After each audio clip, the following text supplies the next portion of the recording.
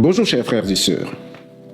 Le président Laurent Gbagbo nous a dit qu'un homme politique doit avoir une vision, un idéal. Si vous n'avez pas de vision et que vous n'êtes pas fidèle à cette vision, vous n'êtes pas un homme politique. Je vous le dis pour que vous vous mettiez au-dessus des ragots, pour regarder les objectifs que l'AES et le président Laurent Gbagbo s'assignent. Parce que 2027-2028, et même peut-être bien avant, pour nous surprendre, les Occidentaux sont prêts à introduire la monnaie numérique, qui est une monnaie déjà annoncée dans la Sainte Bible, quand il est dit que la bête va nous marquer de son signe. On ne pourra ni acheter ni vendre sans l'autorisation de la bête. C'est ce que nous dit la monnaie numérique.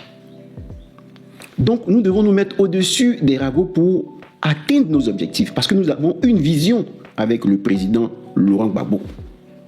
Nous ne sommes pas en campagne électorale, parce que nous avons trois tendances qui se dessinent sur les réseaux sociaux. Lorsqu'on vous dit de vous abonner à 1 million de personnes, c'est pour débattre de cela, parce que s'ils ne sont pas libérés mentalement, nous ne serons pas libérés matériellement, financièrement, économiquement. Parce qu'il faut que ceux qui dirigent demain la société soient libres sur le plan intellectuel pour diriger la société, pour gouverner l'État. Voilà pourquoi le président Laurent Gbagbo dit qu'un ignorant ne peut pas mener une révolution.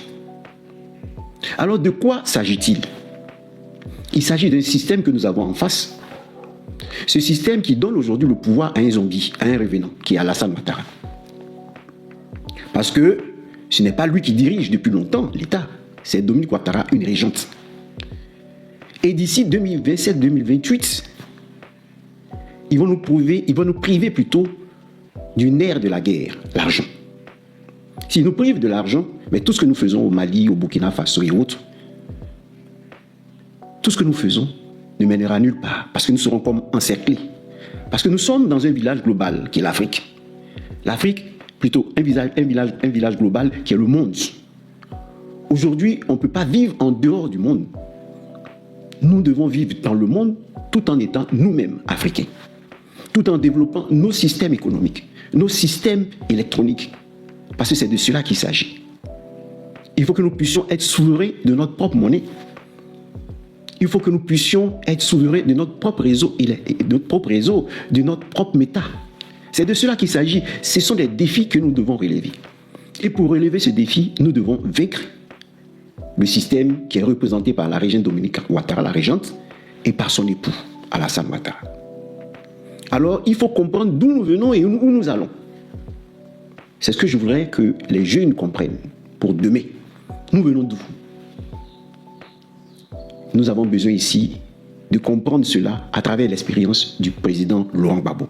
Je vous ai montré des images, une image de Thomas Sankara, une image de Sadio Camara et d'Ibrahim Traoré. Comme pour dire, Ibrahim Traoré, tu es l'héritier de ce combattant. Continue, même si tu es président de la République, mais que sa combativité t'accompagne. Pourquoi lui? Parce que le Burkina Faso est un pays particulier. Nous en parlerons dans la suite de la vidéo. Mais pour l'instant, écoutons l'expérience du président Laurent Gbagbo quant à ce qui se passe au Mali. Écoutons-le. Non, la Côte d'Ivoire, dans cette période-ci, oui, ou du moins la sous-région, vit, c'est vrai, une situation sécuritaire inquiétante. Oui. Avec les pays de l'AES qui ne parlent pas avec la Côte d'Ivoire. Oui. Est-ce que ce n'est pas une vraie préoccupation? Qu'est-ce qui doit être fait dans ce sens pour qu'on sorte de cette, on va dire, de cette crise absurde? Moi, je pense que cette crise-là, avec l'AES, entre l'AES et la Côte d'Ivoire, elle est ridicule. Elle est tout simplement, c'est de l'enfantillage, quoi. de la part de qui?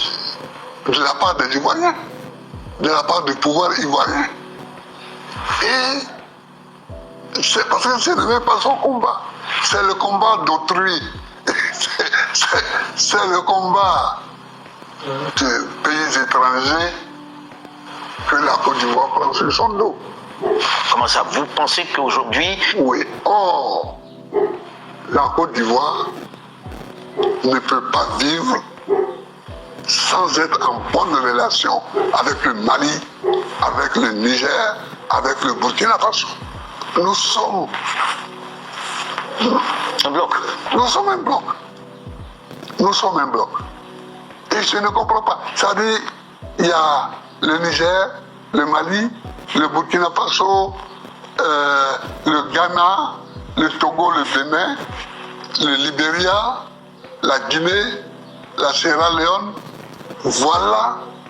Bon, le Sénégal aussi, même s'il est un peu loin. Mais voilà des pays qui forment un tout. Quand on y ajoute le Nigeria, vous voyez, et on a grandi avec les Navos du Nigeria, les Ghanéens. Mais en même temps, Président, quand vous parlez de ce bloc, Alors, si vous permettez, quand vous parlez de ce bloc, oui. Aujourd'hui, il y a l'AES, de côté, il y a la Côte d'Ivoire qui est l'un des principaux partenaires de cette AES-là au départ. Oui. Qu'est-ce que pensez-vous qu'on fait le nécessaire pour que tout soit réconcilié? Que feriez-vous? Moi, je ferais. Si je suis au pouvoir, si j'étais au pouvoir, en 2 semaines, 1 mois, on rétablirait les bases fraternelles de ce pays. Le président Laurent Gbagbo nous dit que la Côte d'Ivoire ne peut pas évoluer sans une entente avec l'AES. On ne peut pas. Même si ces pays sont enclavés et ont besoin du port d'Abidjan, mais peuvent aussi s'adresser au port du Togo, aux autres ports. Mais ces pays, on ne peut pas, la Côte d'Ivoire ne peut pas se développer sans ces pays. Le président Laurent Gbagbo est clair là-dessus. Et il dit que nous, le gouvernement ivoirien, agit comme un enfant. Parce que nous sommes responsables, de près ou de loin, de ce qui arrive au Mali. On n'accuse pas, mais tout ce qu'il a dit, il a révélé bien avant ce qui se passe au Mali. Pour dire qu'il y a un système qui est là et qui empêche les pays d'être souverains. Le président Laurent Gbagbo, nous le savons, a mis sur pied le budget sécurisé. Il a parlé des accords gagnant-gagnant. Il va parler ici des coups d'État. Parce que tout ce qui s'est passé au Mali, à la fin, c'est dans le but de changer un régime. Ce qu'on a voulu faire au Niger, avec Bazoum, on n'a pas pu le faire au Niger, on l'a fait au Mali. Et heureusement pour nous, eh bien, ça a échoué. Mais écoutez ce que le président Laurent Gbagbo dit des coups d'État. L'agenda du système. Écoutez-le. Qui se pose aujourd'hui au Niger, c'est capté, écoutez bien. est un bon cas d'école. Très, très, très fort. Pour tous les Africains. Pour tous les Africains. C'est un bon cas d'école. Mais je crois que les Africains n'étudient pas assez l'histoire des autres peuples. C'est pourquoi ils sont souvent paniqués devant ce qui arrive. Les coups d'État, oh oui, il y en a beaucoup. Il y en a beaucoup. Il y a eu combien de coups d'État au Nigeria depuis l'indépendance? Question. Il y a eu combien de coups d'État au Bénin? Il y a eu combien de coups d'État au Togo? Il y a eu combien de coups d'État au Ghana? On sait qu'il y a eu un coup d'État en Côte d'Ivoire. Il y a eu combien de coups d'État au Libéria? 5 ans. Où les dignitaires du régime ont été fusillés au bord de la mer. Ouais. En Sierra Leone, en Guinée,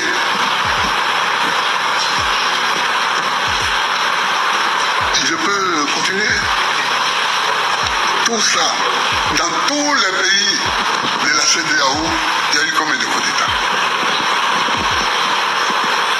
Nous vivons avec les coups d'État. Les coups d'État font partie de nos agendas politiques. Il ne faut pas se mentir. Il ne faut pas se mentir et croire que parce qu'on a élevé la voix et qu'on dit qu'on va aller envahir le Niger militairement, on va mettre fin au coup d'État. C'est faux. C'est faux, effectivement. Ça, c'est la première chose que je voudrais affirmer. La deuxième chose que je vais affirmer, c'est que ceux qui disent qu'ils vont aller envahir le Niger, beaucoup d'entre eux sont des faiseurs de coups d'État. Quand ta constitution dit que tu as droit à 2 mandats, pas plus, et qu'au deuxième mandat, tu tripatouilles la constitution pour te faire un 3e mandat, puis un 4e, puis un 5e. Alassane Ouattara. Qu'est-ce que tu fais là? Alassane Ouattara. C'est pas un coup d'État ça? Ok. Voilà. C'est un coup d'État. Donc moi je vois des gens, il y en a même qui ont suspendu tous les partis d'opposition dans leur pays. Et puis viennent, on va aller en guerre. Sale. Pour mettre la démocratie Alors. au Niger. Et c'est toi. Et c'est toi. Et toi? Vous voyez? Donc, c'est un jeu de mensonges. Et c'est contre ça que je me révolte. Moi, je connais Bazoum. Bazoum, c'est mon copain.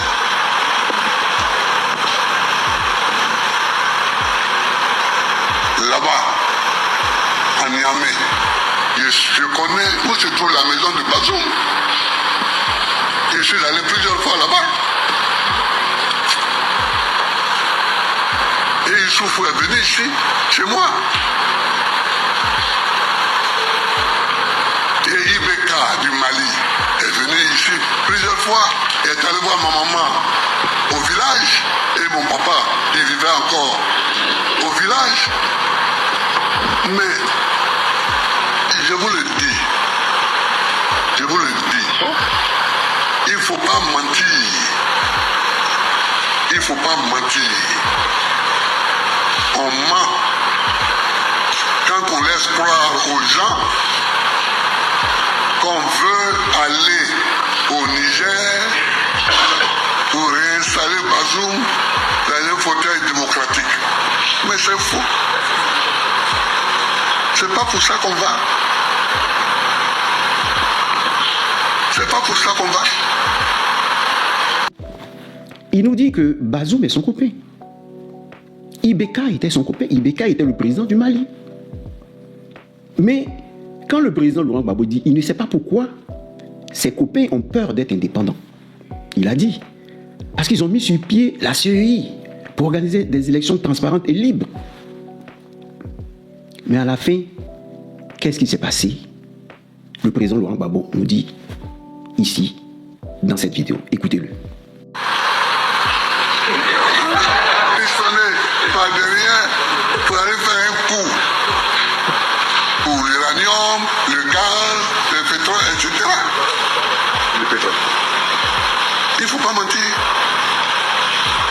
Il ne faut pas mentir. On pistonne. Et on organise des coups. Et en général, ce sont des coups d'État. Et ceux qui disent venir instaurer la démocratie sont eux-mêmes des coups d'étatistes. Vous comprenez? Alors, écoutez ici ce porte-parole des terreaux du Mali. Et vous allez comprendre que le président Laurent Gbagbo a vécu les mêmes choses. Il a été attaqué au nord. Mais pour l'instant, écoutez ces attaquants du nord du Mali. Et nous allons développer cela Parce que le président Laurent Gbagbo dit, nous sommes surpris par tous ces faits. Parce que nous n'étudions pas bien l'histoire.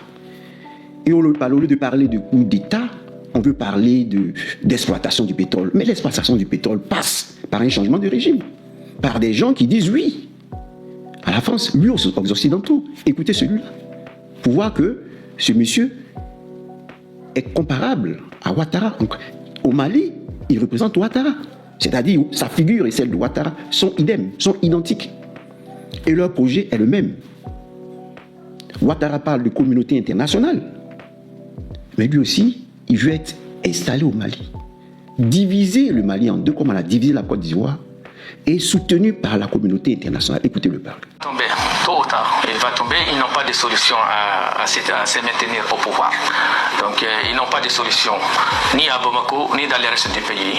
Face à l'offensive des FLA pour récupérer les territoires de l'Azawad, d'un côté, et l'offensive des autres sur Bamako et d'autres villes, ils ne pourront pas tenir et ils n'ont pas de solution. Vraiment, nous, notre objectif est que la Russie se retire définitivement de l'Azawad et au-delà de tous les Mali. Parce que nous, notre problème, il est politique. C'est un ancien conflit, je peux dire même avant l'indépendance du Mali. C'est des revendications légitimes de la population de l'Azawad.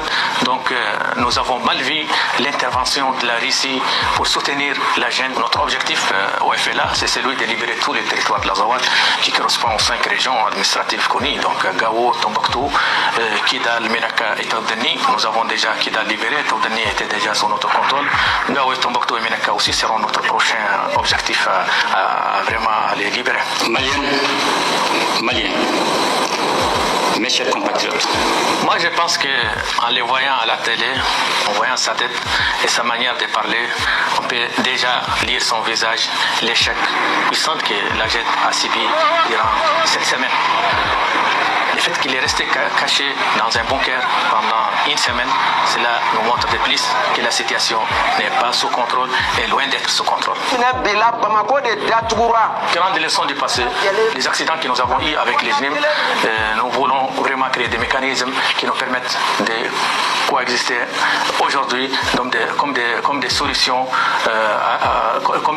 des solutions circonstancielles. On n'a pas de choix.